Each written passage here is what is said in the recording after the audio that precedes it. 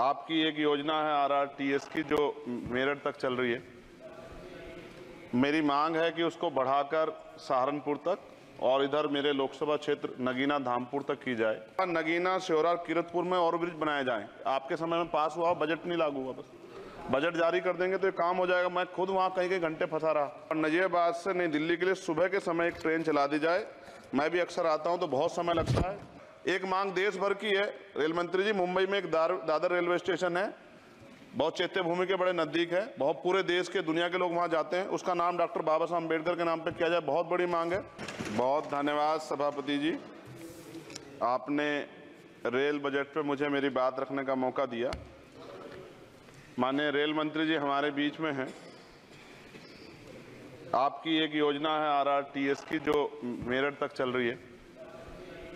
मेरी मांग है कि उसको बढ़ाकर सहारनपुर तक और इधर मेरे लोकसभा क्षेत्र नगीना धामपुर तक की जाए। एक बहुत बड़ी संख्या वहां से रोजगार के लिए दिल्ली आती है, हमें बहुत फायदा होगा।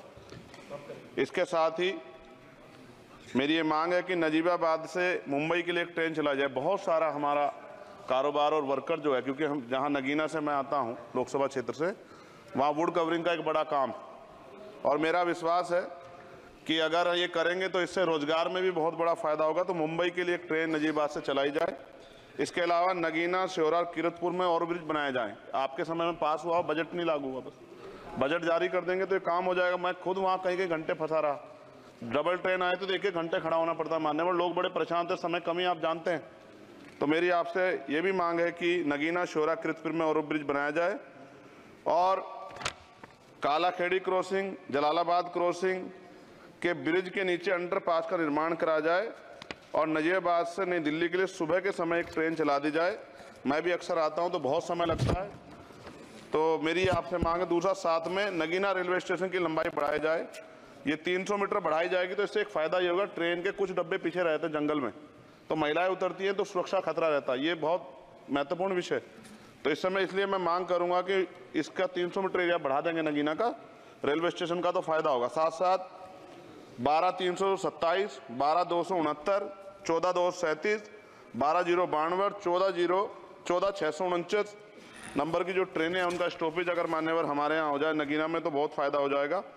मेरी आपसे ये भी आग्रह है कि जो रेलवे में संविदा कर्मी लगे हैं उनको परमानेंट कर दिया जाए। वो हमसे मिलते हैं, शिकायत करते हैं। और महोदय, रेलवे में SC ST के बच्चों को, OBC के बच्चों को, जो कमजोर वर्ग के हैं, जो संविदा पे आपके यहाँ रोजगार मिलता है तो उनको प्रायोरिटी दी जाए। रेलवे विभाग में बैकलॉग जो है 2.5 लाख है, ये आप ही का जवाब है। और इनमें से 2.5 लाख में से 1.5 लाख पद ऐसे हैं जो रेलवे सुरक्षा जुड़े हुए हैं, रोज एक्सीडेंट हो रहे हैं। मेरी आपसे आग्रह है कि इस पर काम किया जाए, बैकलॉग भरा जाए।